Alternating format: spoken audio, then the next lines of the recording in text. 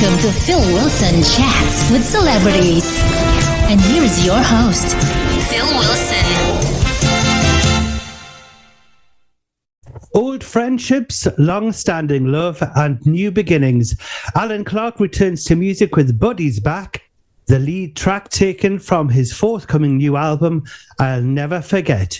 Due for release on April the 7th by BMG, written by Clarke's bandmate Graham Nash, Buddy's Back features Clarke and Nash together on harmonies for the first time in decades.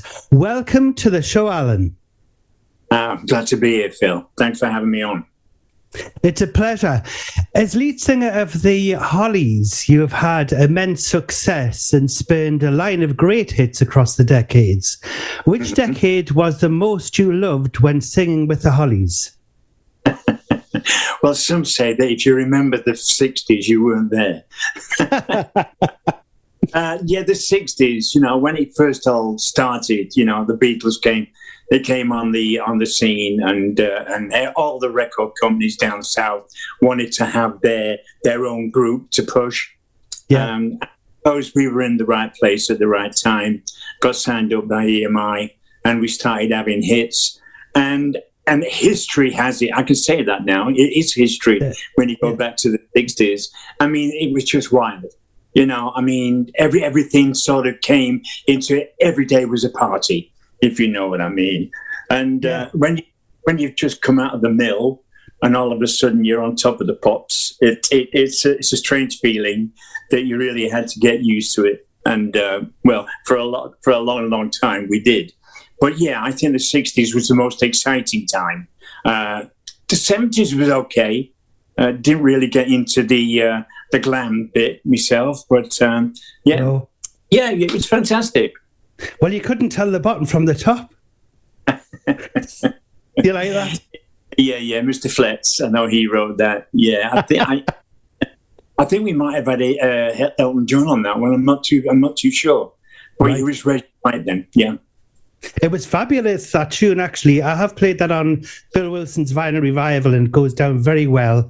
And obviously all of your other hits, because with 30 top 10 UK hits and 26 US chart singles to date, including I'm Alive, Carry On, Bus Stop, Look Through Any Window, The Air That I Breathe, and the number one, which obviously had a comeback in the 80s as well, He Ain't Heavy, He's My Brother. What is your favourite song that you've ever performed? Well, I think, I've got to say The Air That I Breathe. No, I've changed my mind. No, He Ain't Heavy, I think. And between the two, obviously the lyrics are both so different and give a different message. And He Ain't Heavy, when we were actually presented with that, Bobby Scott and Bobby Russell, who wrote the song. It was a song that was lying around on a publisher's desk, and I think Tony brought it in and we played it to Ron Richards, and he said, this will either be a great hit or it'll be a flop. Because, we didn't really go down that sort of road with singing something, well, as spiritual, if that's the word for it, as the lyrics in that song. And, I tried to put the emotion in that was meant to be. And I think that I got that spot on. But, what a song. I mean, it's been covered by loads of people, I think it brings people together with what the song is talking about. And, every 20 years, I think it should be released every 20 years, so that youngsters can hear that and get on with the message. And it's telling everybody to help each other, which we actually need in this world today. Definitely. And yes, I must just say that the vocal on there, your vocal, absolutely fantastic. And the harmonies there on He Ain't Heavy, He's My Brother. I mean, when I was growing up, it was on, I think it was on an advert was it on a beer commercial? I'm allowed to say that. It's Miller Lite. Miller Lite. And I remember it was all to do with He Ain't Heavy, He's My Brother, meaning a bit on the heavy side. Well, I don't really know. On the advert. I was quite annoyed when the record company gave it to Miller Lite to come out. At that particular time, there was charities going on about helping children, and that's what I wanted to actually say. You can have my bit on that if you want, but please. Unfortunately, EMI at that particular time were looking at money rather than charity, and so they brought it out without our consent.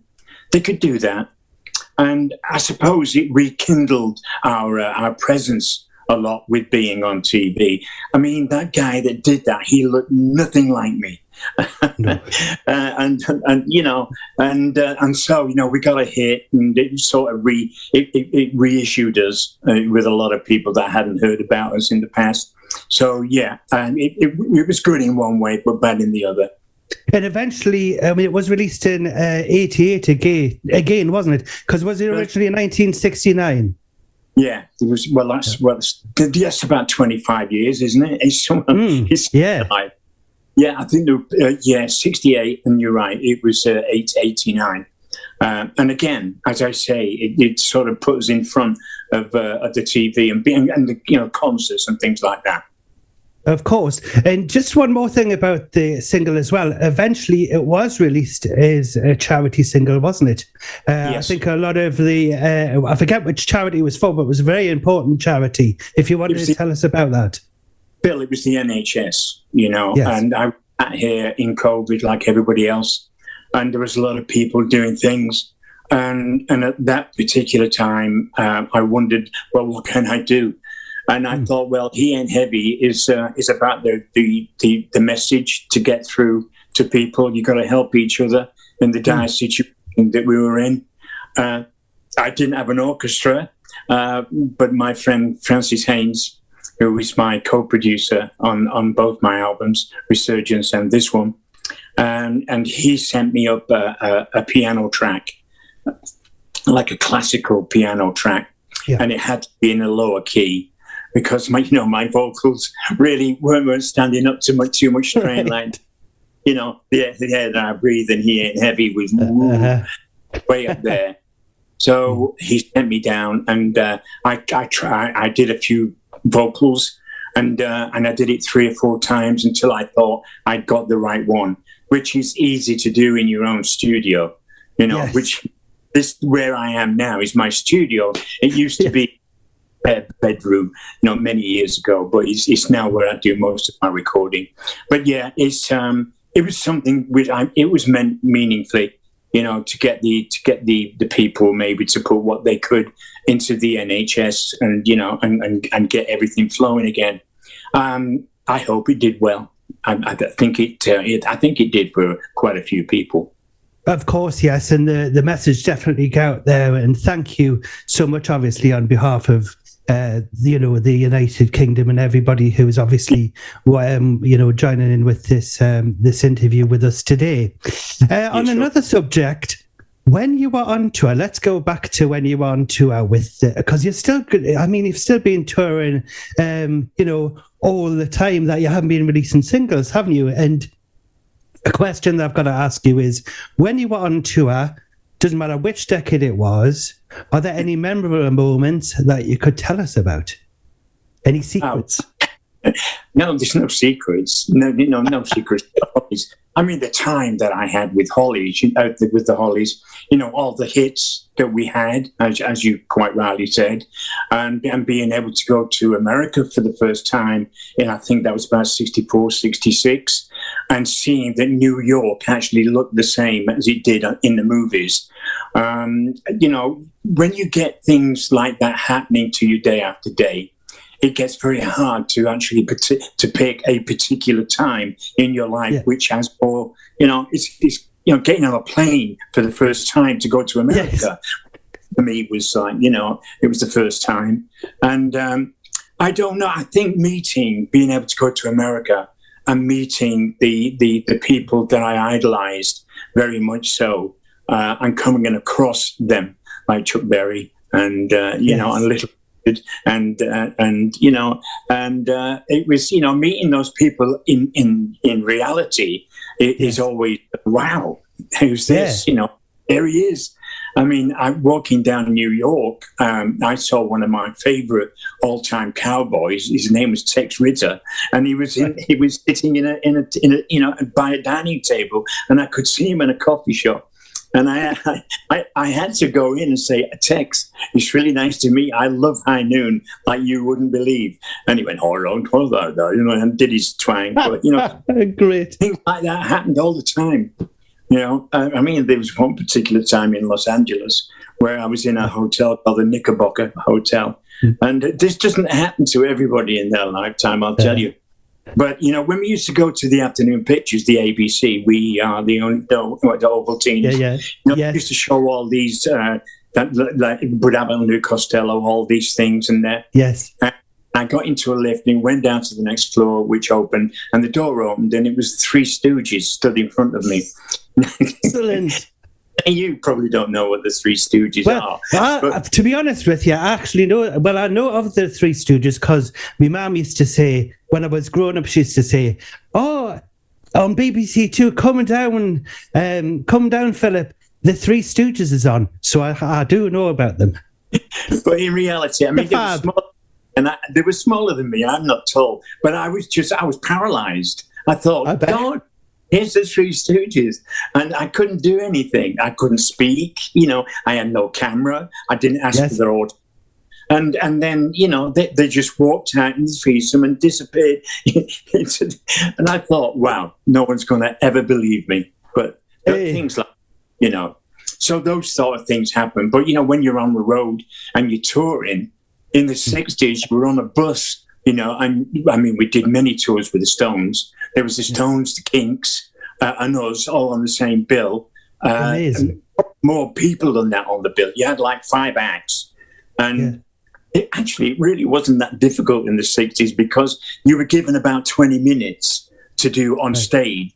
And then you went on, everybody screamed anyway, so they couldn't hear you.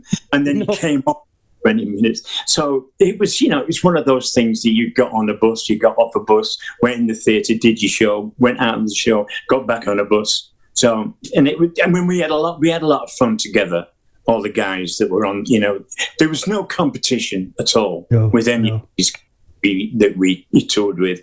It was fun. Excellent. Now, bang up to date now, and you now have been back in the studio recording a new album, I'll Never Forget, which is due for release on BMG April the 7th. What was it like going back into the studio, and was it like fitting into an old pair of slippers? Well, Phil, it was in without the dressing gown. No, I was none of that, no. But, there were strict rules that you wouldn't be able to go anywhere, and I sat down and I wrote some lyrics, and I was actually going into not thinking about a second album, because that's what I do now. I write songs, and I pass them on. I've got people in America that are recording some of my songs now, which is it's just a thing to have. It gives me the will to get out of bed, and. So anyway, what happened, I'd written some songs, and I thought, well, what am I going to do? If I do get to do an album, I would like Graham to sing on the album with me and maybe take us back so that people could hear the sound that we had in the 60s and then before we left, and then getting back together and presenting it again, like 34, maybe 40 years since the last time that I actually sung with him. So I sent a song to Graham, and he said, I love it. I said, well, why don't you come on the album and sing harmonies for me? And he said, I'd love to do that. And what we actually did was I recorded all my songs in a demo type of thing, then sent it down to my producer, Francis Haines, who put it all in order. Then he sent it to me, and I did my vocal on it. And then I sent it to Graham, and he did his harmonies on it. Then he sent it back, and I did my low harmonies on it. Then I sent it down to Francis, and he mixed it. And then I said, well, wait until I can come down so that I can be with you when we actually do the production of the thing, which so it took about a year and a half to get the album finished to the point that you're going to hear it, hopefully. Graham was actually recording his own album at the same time. So, there was a little space here and a little space there. But, right, yeah, you took the words right out of my mouth, because the next question was, I was just going to say your bandmate Graham Nash has written your new single, Buddy's Back, and I was going to ask, how did it feel to sing harmonies again with him, as the track sounds absolutely fantastic. When I first played it on the radio, I was like, hold on. Has this been rehashed or something? Because it sounded so wonderful, the harmonies. It was just, if you close your eyes, you could be in any decade with the two of you singing together. Absolutely amazing. Well, Graham was very good at doing things like that. And actually, he did leave the group because he didn't want to write any more pop songs, and be involved in pop songs. But, because when we started, we were big fans of Buddy Holly. And also went on to the Everly Brothers. But Buddy Holly was the guy that came on in his black suit and his Stratocaster and his dark glasses, and he was like he was different from everybody else. Yeah. And what happened was that when we came from skiffle, the 4 chords in skiffle are rock and roll. So you didn't have to learn any new chords for any Buddy song. The stuff that he did is so memorable. And we called the group the Hollies after him. And so Graham, when I said to him, you better write a song on the album, to see what you can do. And he came up with Buddy's Back, which tells our story in the lyrics. About hearing all them on the radio, because that's all you had to listen to in those days, and looking in the mirror, trying to be him, active, and so the song is a tribute to Buddy, as well as telling the story of how he affected us in our younger years. And I think it's really a catchy song. So it did that specially, I think. Yeah. It is absolutely amazing. On your new album, which is called I'll Never Forget, are there any tracks that are your favourites? And if so, why? Well, all of my tracks are my favourites, so else they wouldn't be on the album. All the album, I'm not trying to send a message in any of the songs, other than there are feelings in the lyrics of attitudes between Graham and myself in the old days, because there was a time when I hated him, when he left. That's something that I thought he'd never do, but he did. Right. And there are other songs there that there have been things that have happened in my life, and it's about situations in my life. Some of them are lovingly, some are funny, and not that I write joke songs in any way, but I've got a couple of little country and western songs on there, which I'm sure that you'll like, and they all say something that I think people will identify with, which is the whole thing about singing a love song or singing anything, is to actually get to a place in a song where people go, yeah, that's happened to me. Yes, and it's good when you have an album where you can listen to it all the way through, and because every song is telling a story. Because in this day and age that we're in, unfortunately, I'm only 45-year-old, but when I'm sitting here, I'm thinking, when I listen to music that's in the charts and things, everybody's doing a great job, I must say, because the music industry, it could have fell flat on its face. But it's actually still, people are still being able to make a living out of it. But with regards to with regards to songs and things, a lot of the songs don't tend to have a lot of meaning, and it may be, and a lot of the times it can be a repetitive chorus over and over, and not a lot to the song. It's more to do with the tune rather than the rhythm, rather than the story behind the song. Yeah. Well, those sort of covers or whatever, the rhythm in that, and it's the vibration of a song. Yes. Everybody lives in a vibration state, and if that song is actually on your vibration, it gives you a feeling that it makes you feel happy or whatever, and that works maybe for 25% out of 1,000, where the other thousands of people go onto a different vibration. And that's why you've got so many people going around doing their own thing. Unfortunately, there's a lot of people these days that are sounding the same, and you've got all the girls, there's songs that I love, but I have great difficulty when they come on the radio. I'm thinking, well, which group is this?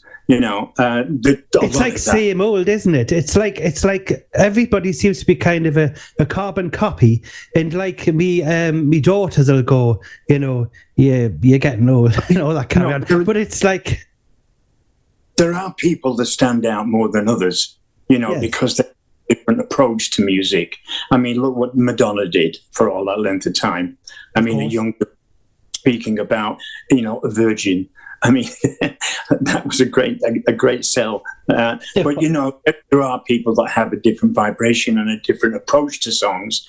And unfortunately, there are people that come along who are really good at what they do, but for some reason, people can't get on with it, and that's a shame that they go by the wayside. They have one hit, and then there is no other hit. With the Hollies, I was very surprised that we got hit after hit after hit, because my dad said to me, you're only going to last 5 years. After that, you should get a job with your brother and take the money you've made and build up a business. Well, I say this many times, I'm still waiting. I'm a bit old for that. So it all depends. Music all depends on their approach, on the sound and the vibration that these people turn on to.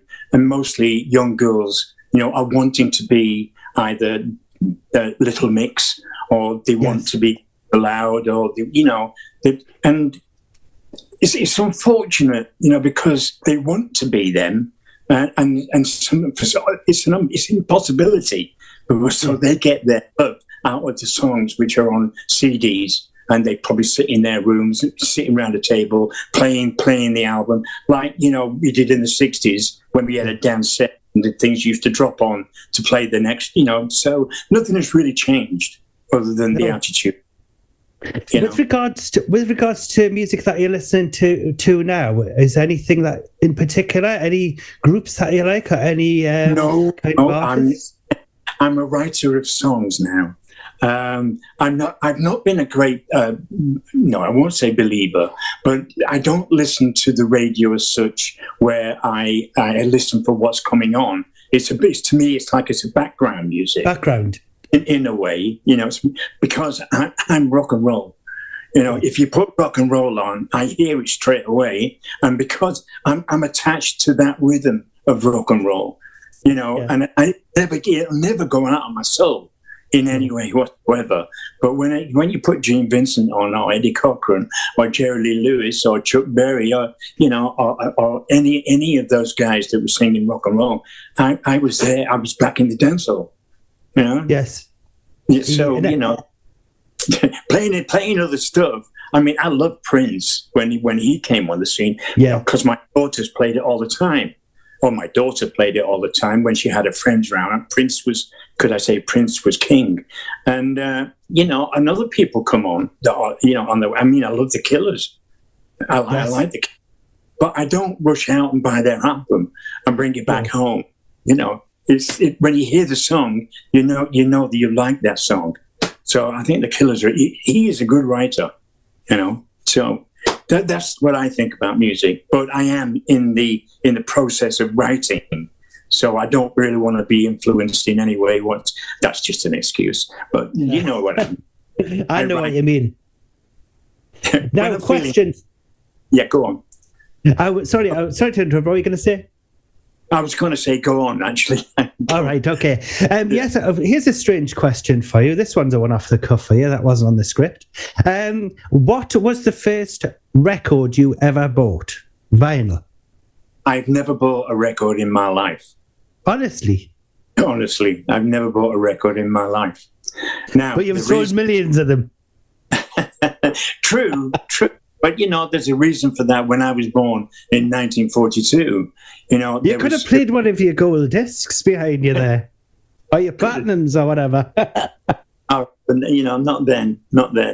I had a brother and 4 sisters and me living in a 2 up and 2 down in Salford in a tenement row, by the mill.